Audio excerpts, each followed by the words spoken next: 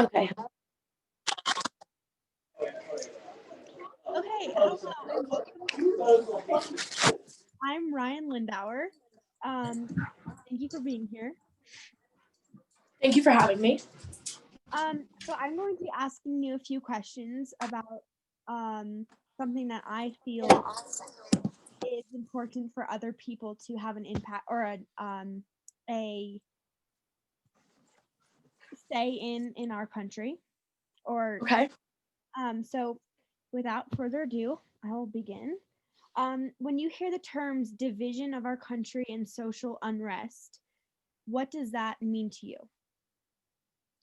For me, when I think division of our country, I think about how our country has recently really become divided into a two-party country where being either Democrat or Republican doesn't matter anymore if you actually believe in and reside or and identify with the principles behind those parties. It is just a term at this point. And people have begun to follow it so blindly that they've lost a lot of sight of what they truly believe in, their morals, their beliefs, their economic ideas. It has just become you are either Republican or Democrat, and there is no middle ground to where you can like the other side or you can understand. You hate Republicans if you're a Democrat. You hate Democrats if you're a Republican. I totally agree. It's like you feel like even if maybe they do agree on one thing, it's like they can't even come to terms with each other because being associated with the other, one or the other, is just so far from where we are right now. Yes, and it's only it's a two-party system now where there's no mid-ground, there's no working together. I think there's been a lot of division set up in the country, especially with the last presidency, to where the two parties were pitted against each other, and they were set up in a system to where they just vehemently hate each other. And it's not just political beliefs, excuse me, goes into life. Okay. Good answer. All right, next question. Do you believe that the president of the United States, current president, Donald Trump, has a large or minimal impact on the problems that we are seeing with the division? I think he has a huge impact on it. I think he is the impactor.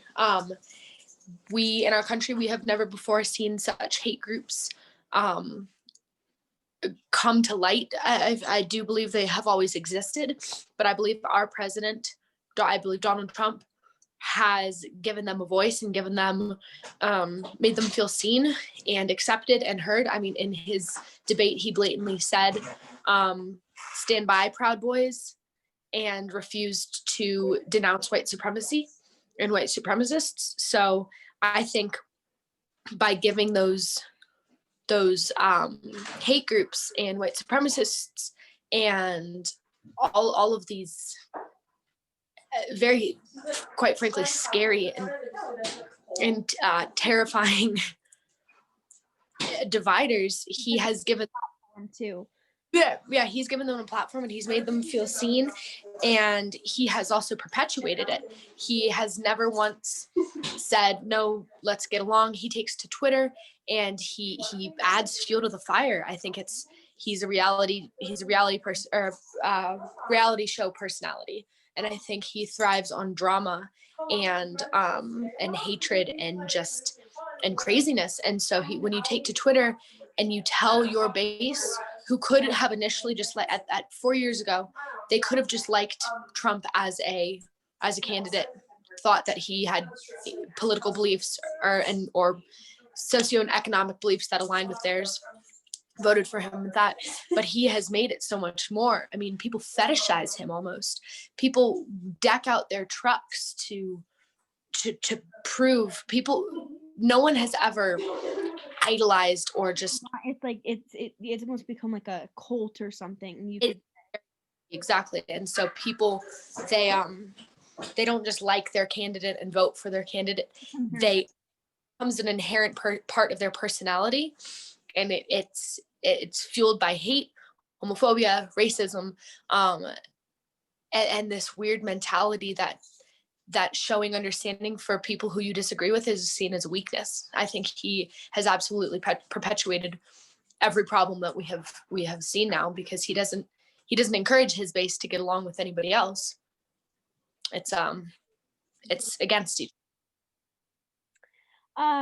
So what other factors do you believe that contribute to the problems we're having in the US? That could be anything from political to just basically everything that's going on. Personally, I think social media has influenced a lot of the problems that have been going on these past few years. I think, like I said, with the hate groups, and I mean, obviously the KKK and all of these, I think all of these organizations have existed. Police brutality has existed for years and years and years. It's not like this is a new thing. So the problems that we are facing in this country, I don't think they are new, but I think they're being brought to light. So I think social media has been it really ignited the fire where now things that have been happening are posted. People have their phones on them every second. Yeah. So people have a lot more access to information. People have a lot more access to see places, people, situations that they otherwise would never be in. I think that's both a good thing and a bad thing. But another way I think that social media has influenced this is you can create fake news anywhere. With Twitter, you can see a post that has absolutely no factual integrity to it, but if you read a headline as just face value, I think people can be misled a lot. And if you don't, social media is so easy. It's at the tap of your finger. So you have the option to just to drink in as much or as little information and news and updates as you would like. So it creates this almost user error of false information being spread. Being able to look at, if you believe in something that is false, you have so much to back you up on it, even if it is false, because of other people falling into the same category as you, just posting their beliefs, even if it's an opinion, not a fact. It's just, yeah, I mean, there's fake news articles all over the place slandering both sides of every situation right now. So if you click one and just choose to believe it, I mean, I've seen posts that said in the most simple forms, like a few years ago, there was an article that came out that said the DJ David Guetta had died in a tragic car accident, and people were literally posting R.I.P. David Guetta, like posting missing his song, stuff like that. And he posted online and said, nope, I'm very much alive. Like, that was just a fake article. But people can believe things at face value because social media is so incredibly in our face constantly right now. Yeah, I totally agree with you. Do you have any ideas or actions you believe that will help get our country more united or to a better spot, how it was maybe, I don't know, 8-10 years ago?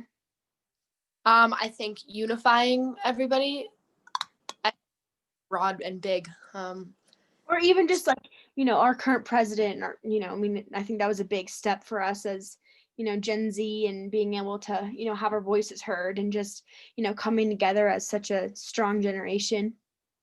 Yeah, absolutely.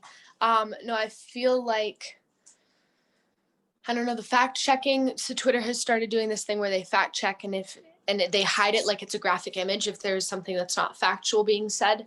Granted, it's not with like me with 23 followers on Twitter fact check what I say, but big reputable profiles with lots of followers, have started doing fact checking and will alert you if the thing you're reading is actually false information. So I think that's cool with just like educating people on what they're consuming, what news they're consuming. I think another big thing to unify people is to, regardless of what side you're on, you still have a voice. I think the American people need to be reminded of that, and just because their candidate may not have pulled through, I think that was one huge problem that we saw with Trump, was that he only gave a voice to a very, very dark and negative side of the country.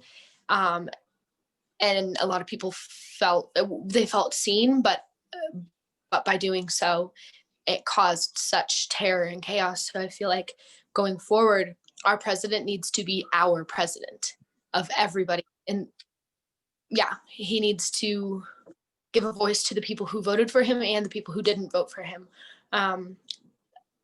And yeah, people just kind of need to make the mentality switch of also it's a political decision. It's not,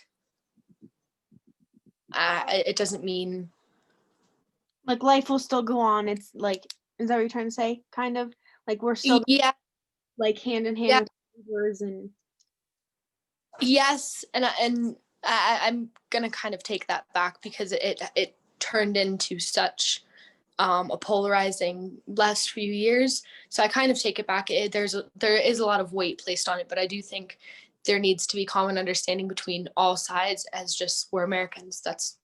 We move forward. We do things. we all want the same overall goal. I feel like is just peace in our country, and and how we go about that is, I think either side kind of takes that a little bit differently, and we all have both like different ideas on how to get there, but overall we want the same thing. We want to live in a happy, healthy, safe country. And Yeah. I also think education is a really, really, really, really big thing of it. I mean, there's literally so many statistics that you can see how people voted based on their level of education, and it is a shocking black and white graph, pretty much. Level of education or access to information and access to education. I think that is a huge, huge thing. I totally agree. Well, I was just gonna ask you if you had any more questions, but or any more input, but you kind of just wrapped it up with the education thing. So thank you so much for being here. You did Thank a job. By the way, I love your nails. So cute. Thank you. I just did mine too. Adorable. Feeling very, I don't know. Bougie. My great. Well, I will. Thank you. I will keep in touch with you. Now have a great day. You too. I'll talk to you later. Bye. Bye.